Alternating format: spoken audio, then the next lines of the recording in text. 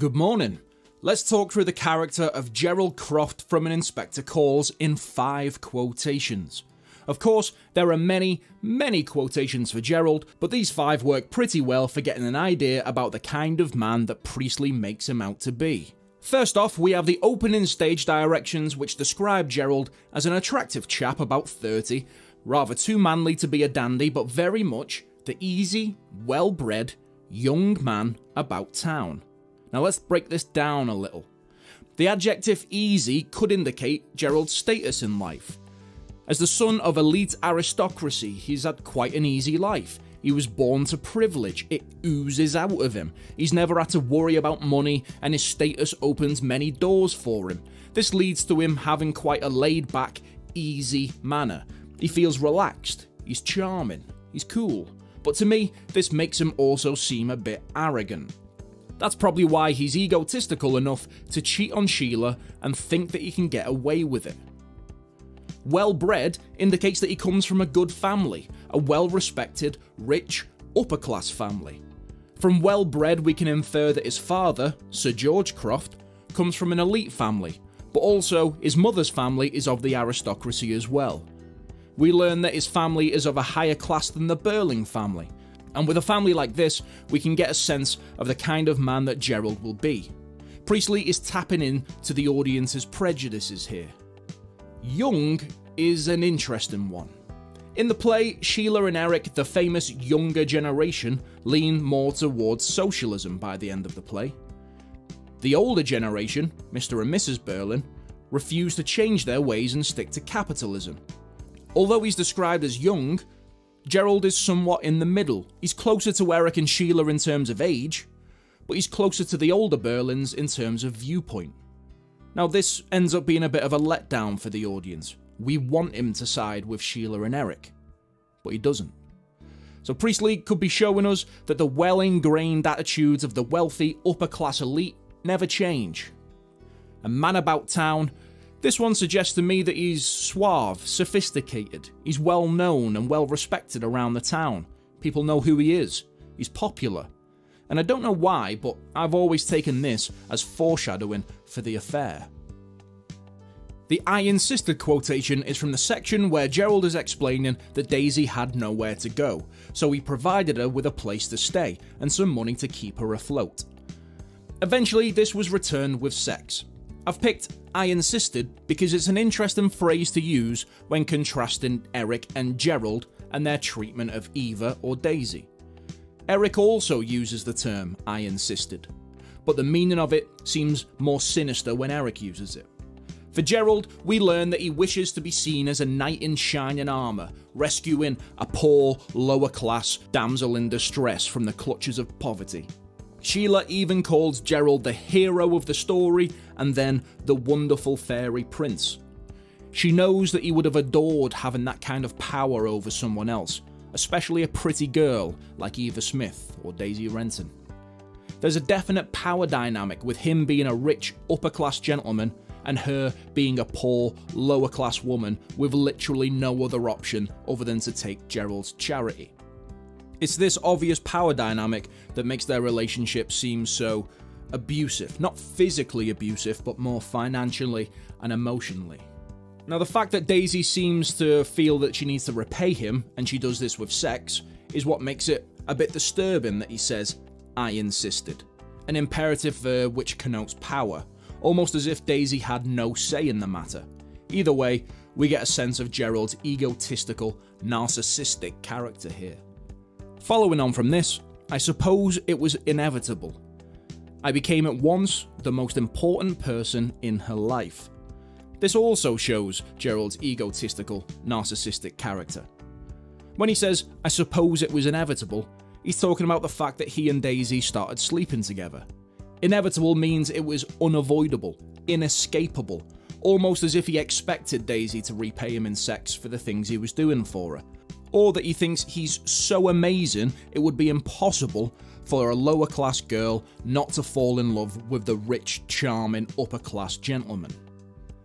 Either way, the fact that he's talking so openly about his affair in front of his fiancée and her parents at their engagement party is a testament to the absolute arrogance and ego of this man. Also, I became at once the most important person in her life. Shows that he knew for a fact that Daisy was totally, 100% dependent on him. He held that power over her. She tried to repay him with sex, the only currency that she had at that point, essentially making her resort to prostitution, exchanging sex for accommodation and money to spend. It's like Gerald is using a prostitute, but he's trying to pass it off as a charitable good deed to save his reputation. The fact that he started sleeping with her displays the entitlement of the upper class. In this microcosm of 1912 society, Gerald represents the old money. The wealthy, powerful, upper-class families that are accountable to no one.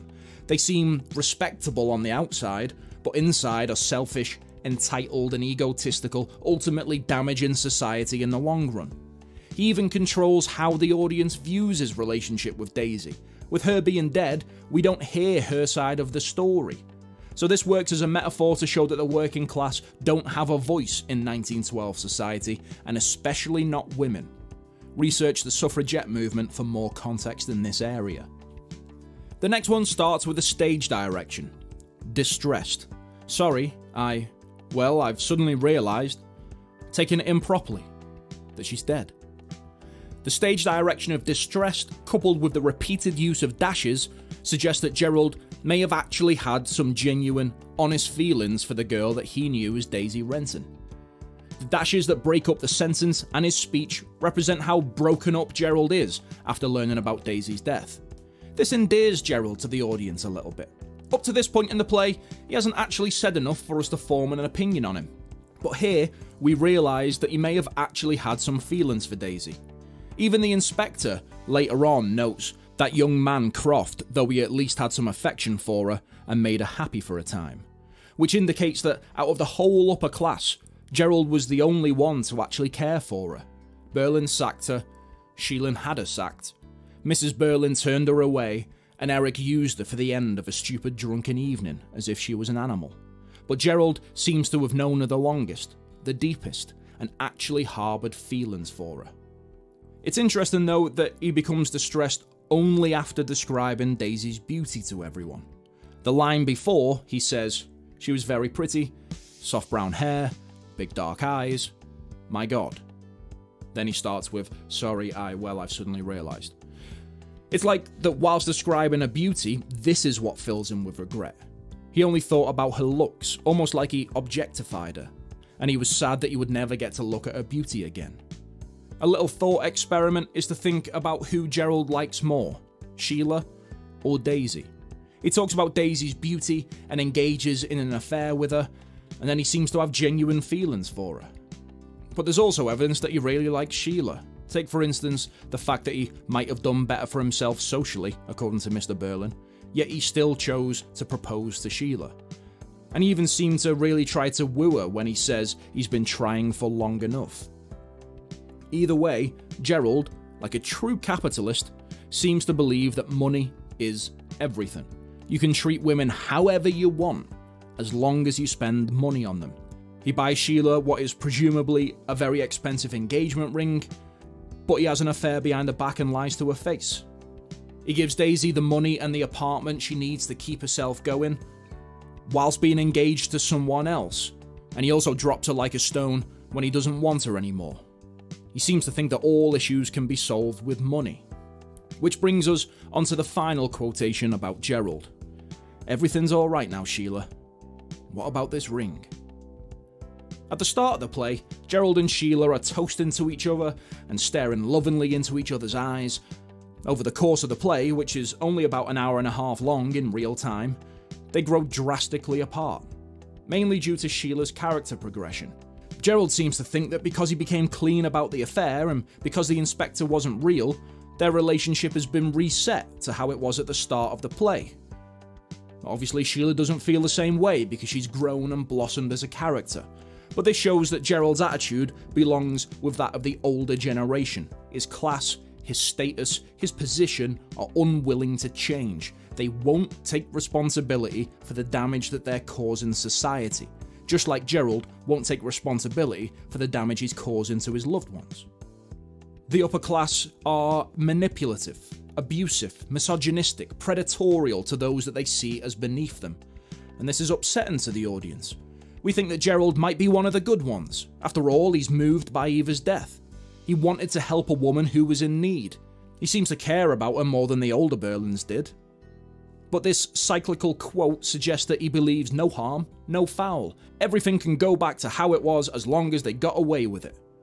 Priestley shows us that any care that the upper class show, it's only superficial. It's not genuine at all. And if all of the watching 1945 audience follow the choices of Gerald and the upper class, we'd be stuck in a perpetual cycle of inequality. That's all for today. Subscribe if you're interested in more GCSE English literature videos. Thanks for watching, and happy revising.